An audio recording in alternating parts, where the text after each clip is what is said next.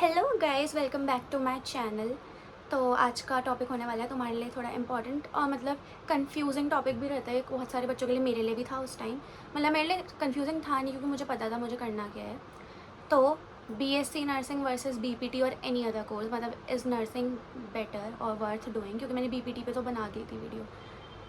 तो एक एक करके दोनों के प्रॉज एंड कॉन्स देखते हैं, ठीक है। मैंने भी जब अपने टाइम में करा था मेरे को कुछ नहीं पता था। तो जब होता है ना नीट नहीं हो रहा होता तो तुम्हें लगता है कि कोई भी चीज़, मतलब एक अच्छी चीज़ जिसमें तुम्हारी इनकम अच्छी हो वो कर लो भाई। और नर्सिंग की इनकम पता है, हमें सबको पता है कि अच्छी होती है। तो मैंने भी उस टाइम, मैं यूपी में बिलोंग करती हूँ, तो मैंने यूपी सी नेट का कॉमन एंट्रेंस टेस्ट जो भी होता है यूपी का सीईटी एग्ज़ाम दिया था नर्सिंग का। तो उसमें मेरा हो भी गया था, मुझे मिल गया था, कॉलेज अलॉट भी हो गया था फर्स्ट राउंड में। और मैंने काउंसलिंग में 40,000 सबमिट भी कर दिए थे।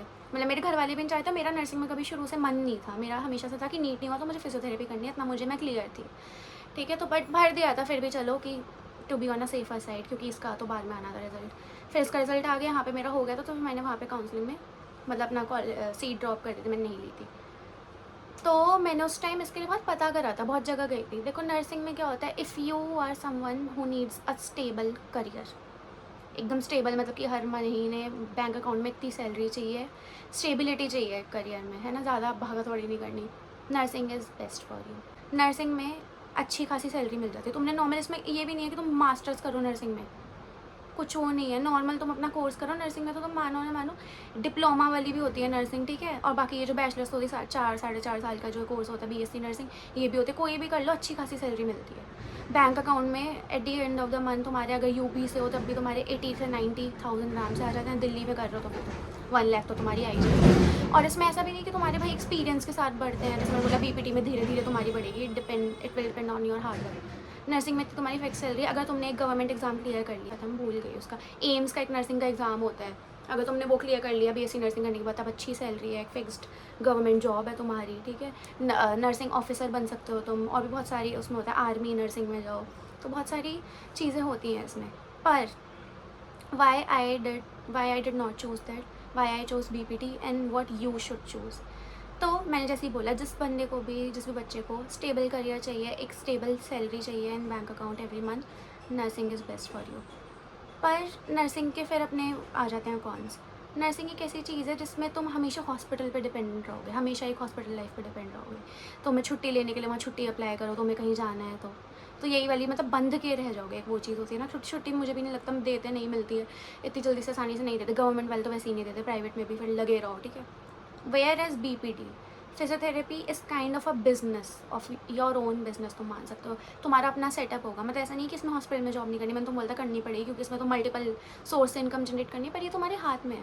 मान लो इन द बिगिनिंग ईयर्स, शुरू में तुमने हर जगह हॉस्पिटल में 2-3 हॉस्पिटल में जॉब कर रहे हो, अपना क्लिनिक भी खोल रखा है, होम विजिट भी कर रहे हो टू अर्न गुड मनी, ठीक है।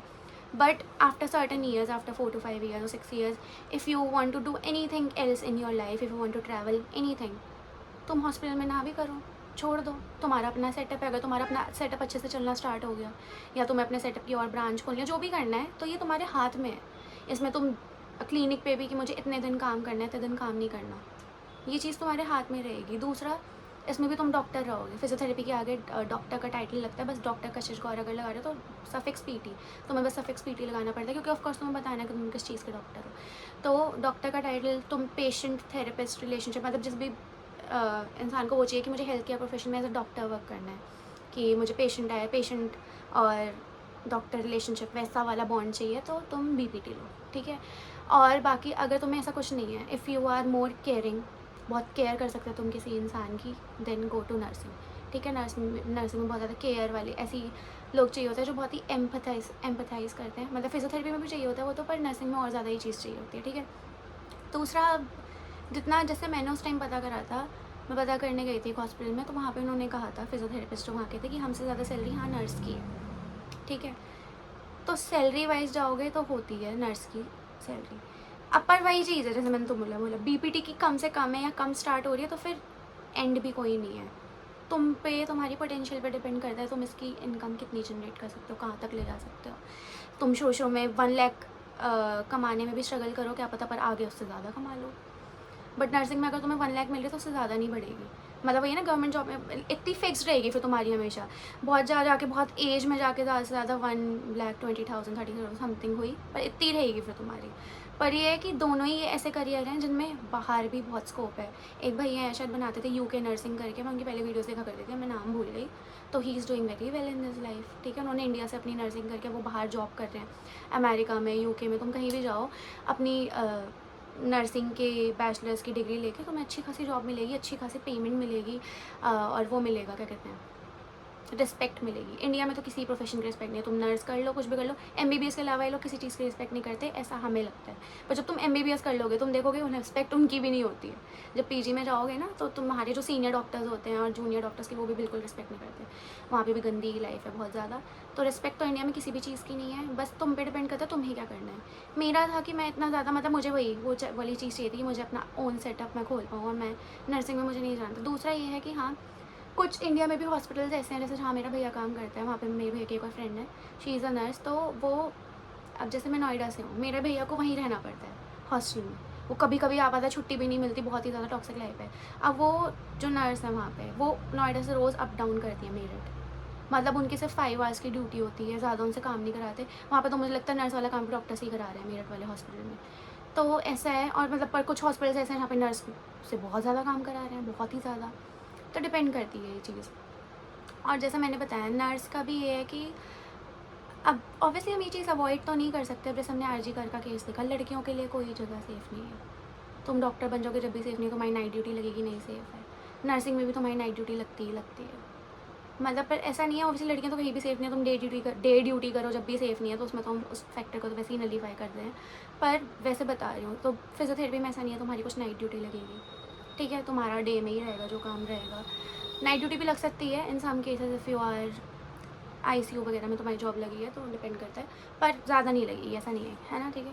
और बाकी इसमें भी, अब दूसरा रहा फिजियोथेरेपी में, बस डिसरिस्पेक्ट, अबाउट डिसरिस्पेक्ट फिजियोथेरेपी में एमबीबीएस वाले, और मतलब तुम्हें कुछ समझते ही नहीं है कि हाँ हमारे आगे तो ये क्या है, पीटी तो करी है, लोग भी कुछ नहीं समझते, पर ठीक है, वहाँ तक ठीक है, लोग नहीं समझते, एमबीबीएस वाले समझते। पर जब तुम काम करोगे, जब तुम इंडिविजुअली काम करोगे, पेशेंट को अटेंड करोगे, वो पेशेंट तुम्हें डॉक्टर ही समझेगा, क्योंकि तुम उसे ठीक कर रहे हो भाई, मशीन को तो ठीक नहीं कर रहे, इंसान को ही ठीक कर रहे हो ना, तो वो डॉक्टर ही समझेगा, वो तुम्हें उतनी ही रिस्पेक्ट देगा जितनी वो एक एमबीबीएस वाले डॉक्टर को देता है, ठीक है। तो वहाँ पे फिर भी ठीक रहेगा। बट नर्सिंग में अगर तुम जाओ, काफ़ी हॉस्पिटल में देखा, काफ़ी वीडियोस भी देखी हैं, नर्स को तो डॉक्टर वैसे ही कुछ नहीं समझते, सोचते हैं कि ये तो सही, मतलब भाई वो भी एक अपना 4.5 ईयर्स का कोर्स करके पढ़ कर आई होती है। ऐसा नहीं है कि उठ के एकदम नर्स बन के चली गई, ऐसा नहीं। मतलब किसी भी प्रोफेशन, कोई भी प्रोफेशन हो, छोटे से छोटा प्रोफेशन, बड़े से बड़ा प्रोफेशन, हर प्रोफेशन की एक अपनी रिक्वायरमेंट है, और किसी भी प्रोफेशन के बिना कोई भी कंट्री सर्वाइव नहीं कर सकती, हर चीज़ हमें चाहिए। नर्स अगर हॉस्पिटल में आना बंद कर देंगी तो ये नहीं कि हॉस्पिटल चल जाएगा डॉक्टर्स के साथ ही सिर्फ। तो हर चीज़ की अपनी एक ज़रूरत है, हर चीज़ को रिस्पेक्ट मिलनी चाहिए, किसी को ऐसे नहीं ट्रीट करना चाहिए कि तुमने, क्योंकि पढ़कर वो भी आ रहे हैं भाई, ऐसा नहीं कि बिना पढ़े आ गए हैं। अगर तुम एमबीबीएस वालों ने पढ़ा है तो वो भी लोग पढ़कर आ रहे हैं, ठीक है। तो ये चीज़ नहीं होनी चाहिए। पर हाँ, काफ़ी ऐसे हॉस्पिटल्स हैं जहाँ पे नर्स की बिल्कुल भी रिस्पेक्ट नहीं करते, बिल्कुल भी कुछ नहीं समझते उन्हें। अब वही जो मैंने तुम्हें बताया, एटलीस्ट फिजियोथेरेपी में ये है कि तुम्हारा पेशेंट तुम्हें इक्वली वैसी रिस्पेक्ट देगा जैसे वो एक एमबीबीएस डॉक्टर को देगा।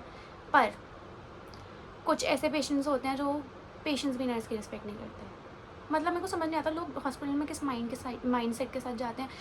इलिटरेट लोगों को तो छोड़ो, लिटरेट लोगों को भी बता रही हूँ मैं, जो पढ़े लिखे लोग होते हैं, किस माइंड सेट के साथ जाते हैं, क्या समझते हैं कि पूरी दुनिया उनके नीचे है, या तुम पैसे दे रहे हो तो तुम सब तुम्हारे मतलब ऐसे काम करें। भाई वो भी एक प्रोफेशन है, वो वहाँ पर पढ़ कर पहुँचे हैं, उनको तुम रिस्पेक्ट करो। अगर तुम आए हो, अपना पैसा दे रहे हो, तो वो भी अपना टाइम दे रहे हैं, अपनी मेहनत, अपना हार्डवर्क दे रहे हैं वहाँ पे। तो ऐसा नहीं है। तो बहुत लोग ऐसे एटीट्यूड के साथ आते हैं, मैंने देखा बहुत लोग कितनी गंदी तरीके से कुछ नर्सेस को ट्रीट करते हैं। तो वहाँ पे एक चीज़ चली जाती है कि नर्स के प्रोफेशन में यही है कि फिर डिसरिस्पेक्ट पे अगर आया तो जो अच्छे लोग होते हैं वो तो हमेशा ही समझते हैं हर चीज़ को, तो फिर ना डॉक्टर कुछ समझेगा ना पेशेंट कुछ समझेगा। वहाँ पे एक चीज़ ये फैक्टर आ जाता है। पर यही है कि everything has its own pros and cons, जैसे मैंने तुम्हें बताया। पर तुम्हारी एक फिक्स्ड सैलरी रहेगी to push you on through that career, कि चलो भाई दिन में जो भी झेल लिया, रात में जो भी झेल लिया, पर महीने में तुम्हारी सैलरी आ रही है। अब in BPT there will be no fixed salary, किसी महीने ज़्यादा कमा रहे हो, किसी महीने कम कमा रहे हो, या स्टार्टिंग भी तुम्हारी 1 लाख से तो होगी नहीं, मैंने तुम बताया बहुत कम से स्टार्टिंग होगी। तो वही है, जिसको स्टेबल करियर चाहिए गो टूवर्ड्स नर्सिंग, क्योंकि हर किसी की अपनी बैटल है, लड़ाई तो हर किसी को लड़नी है। हम फिजियोथेरेपिस्ट को भी लड़नी है, नर्स को भी लड़नी है। इस इंडिया में ऐसी कंट्री में अपनी जगह बनाने के लिए तो हर किसी को अपनी पर्सनल लड़ाई लड़नी है, तो वो चीज़ सोच के मत जाना कि हाँ मैं लड़ पाऊँ ना लड़ पाऊँ, बस ये देखो कि अपना इंटरेस्ट क्या है। मेरा नर्सिंग में कभी शुरू से इंटरेस्ट नहीं था इतना, और मेरा फिजियोथेरेपी में था काफ़ी इंटरेस्ट, तो मैं इसलिए इसमें आई। और अगर किसी को ऐसा है कि someone who wants to explore a career and मतलब स्किल्स गेन करके देखना है कि वो आके क्या कर सकते हैं लाइफ में, तो फिजियोथेरेपी में आओ। इट्स अ क्रिएटिव फील्ड जिसमें तुम्हें अपनी स्किल सीखनी है, एक पेशेंट थेरेपिस्ट रिलेशनशिप बिल्ड करनी है, और इसमें तो यही है कि थ्रू आउट द लाइफ धीरे धीरे सीखोगे। इसमें तुम बस किसी हॉस्पिटल में डिपेंड नहीं रहोगे, इस पर तुम अपने ऊपर डिपेंड रहोगे, अपनी स्किल्स पर डिपेंड रहोगे, और पूरी ज़िंदगी कुछ ना कुछ सीखते रहोगे। तो अगर अभी भी तुम्हें कोई डाउट्स है, डू कमेंट डाउन बिलो, अपने हिसाब से चूज़ करो। दोनों ही करियर अपनी जगह बहुत अच्छे हैं, दोनों के अपने अपने प्रॉज एंड कॉन्स हैं, जैसा तुम्हें ठीक लगे वैसा चूज़ करो, ठीक है। बाय।